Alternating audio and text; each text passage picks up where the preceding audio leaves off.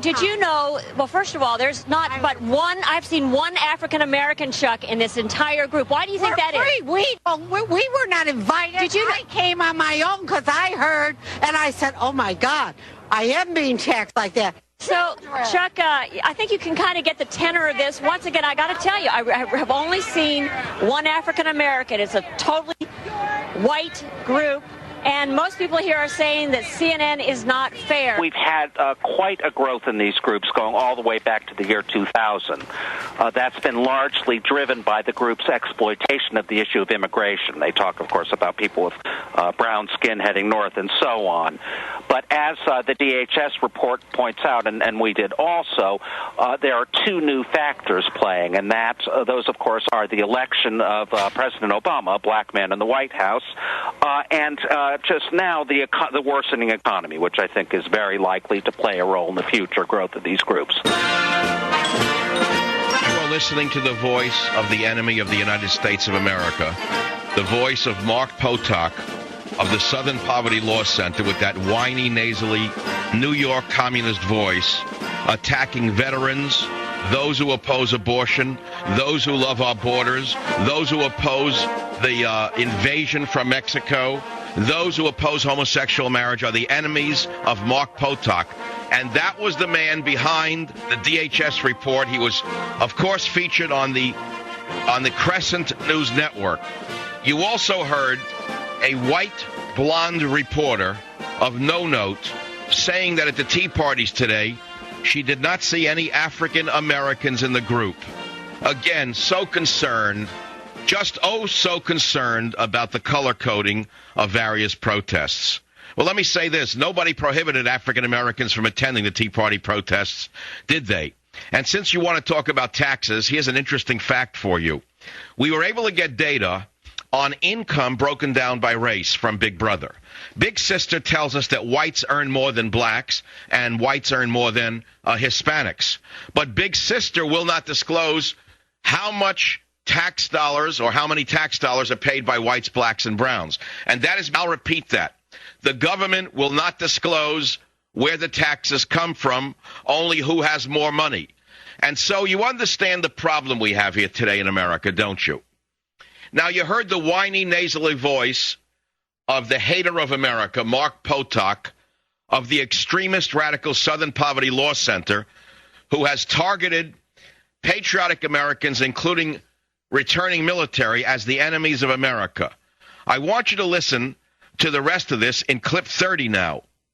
I wouldn't say they targeted the group. They pointed out, and I think quite rightly, that at times like these, when you have people in fairly large numbers coming home from hot wars like Afghanistan and Iraq, you do have a lot of interest on the part of the radical right in recruiting these people, and sometimes you get very angry people coming out of that situation. One need think only of Timothy McVeigh, who, of course, really conceived his hatred for the government. This piece of human trash, Mark Potok, in my opinion, is the worst that America has ever produced. Now, he is director of the so-called Southern Poverty Law Center's so-called intelligence project. But what you don't know about Mark, you can tell by his accent, he comes from a communist New York background. That's a given.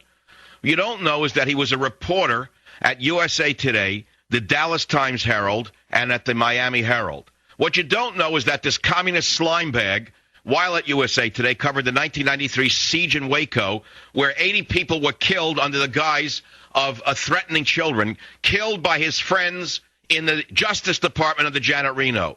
This same piece of garbage covered the rise of militias, the Oklahoma City bombing, and the trial of Timothy McVeigh. In 1996, his verminous editors, who are now out of business, nominated him for a Pulitzer Prize for stories on racism in Texas public housing. I want to explain to you what we are facing today.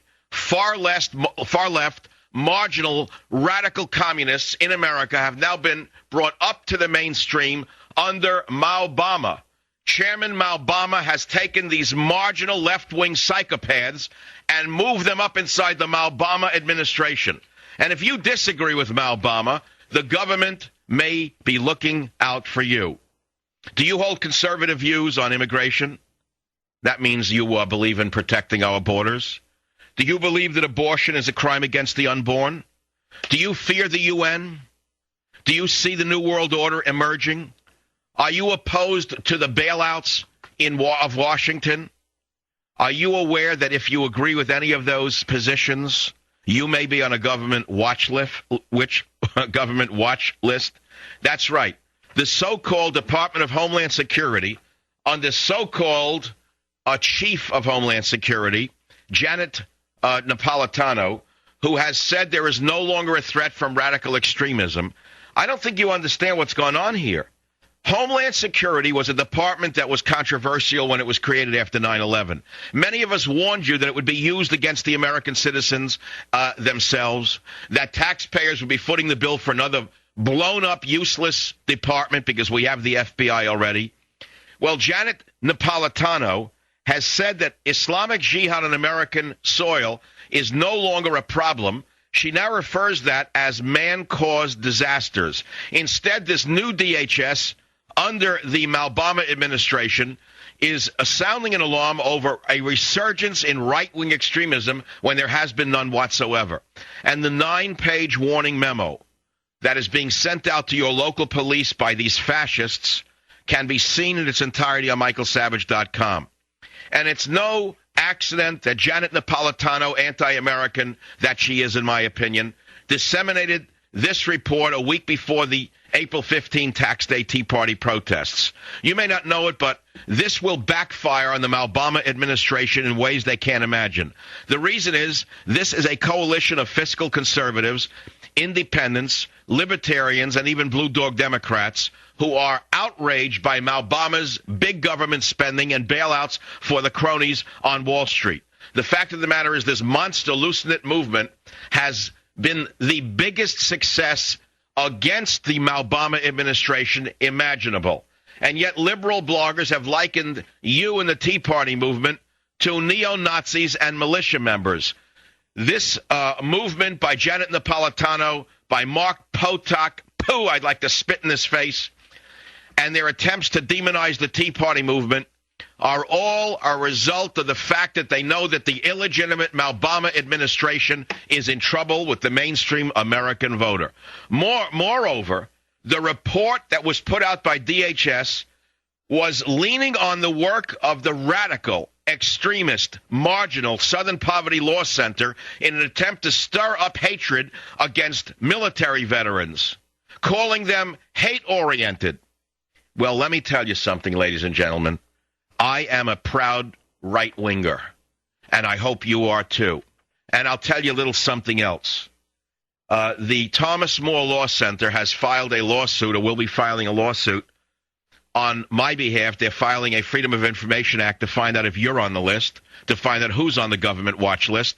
And when we get to the bottom of it, if I find out this piece of turd from New York, Mark Potok, has fingered me, I will go after every penny that man has ever illegally taken from anybody. You may not know who this group is. This vile group, the Southern Poverty Law Center, stole a farm from a Texan who tried to protect his land from invasion by Mexicans who were running all over his land. The man stood his ground, protected a ranch that had been in his family for 3 generations, and these pieces of trash, these gangsters in the Southern Poverty Law Center, sued the rancher and took the ranch away from him, and worse, gave it to the Mexican illegal alien. They are now working hand in glove with Janet Napolitano and the Maobama administration. That's what we are facing. Chicago, John, go ahead. You're on the Savage Nation. Yeah, Dr. Savage, I thought you'd like to know that the BBC News site has an article on this DHS report from Janet Totalitariano, and it discusses the anger among conservatives in the U.S., and it mentions one talk show host in particular, and that's Michael Savage. And it includes. Well, I'm glad the BBC is doing the job that the American media isn't doing. Yeah, well done. Thank you. I am glad the BBC is doing the job that the rats in the American media are not doing. Instead, we have the sad sacks of CNN.